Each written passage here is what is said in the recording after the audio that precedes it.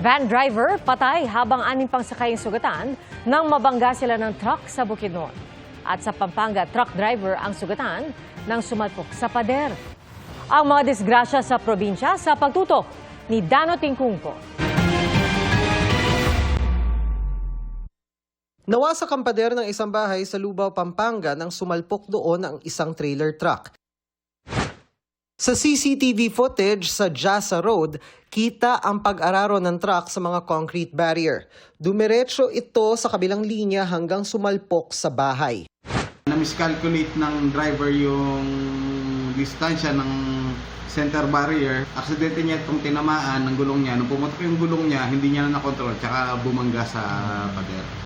Dinala sa ospital ang sugatang truck driver na ayon sa pulisya halos 4 na oras na sinagip. Inabutan namin na nakapasok sa pader yung ulo ng trailer at inabutan namin doon na nakaipit yung driver. Bahagyang nasugatan ng pahinante pati ang isang nakatira sa bahay na natamaan ng isang bahagi ng pader. Ayon sa pulisya, sasagutin daw ng may-ari ng truck ang mga danyos sa aksidente. Sa Damulog, Bukidnon, naipit sa minamaneho niyang van ng isang driver.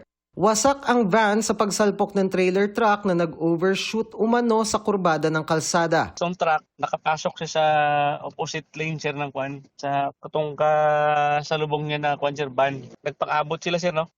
Dead on arrival sa ospital ang senior citizen na van driver. Dinala sa ospital ang mga pasahero na 5 madre at 1 mongha.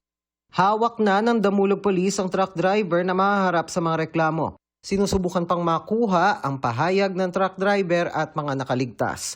Para sa GMA Integrated News, Dano Tingkungko, nakatutok 24 oras.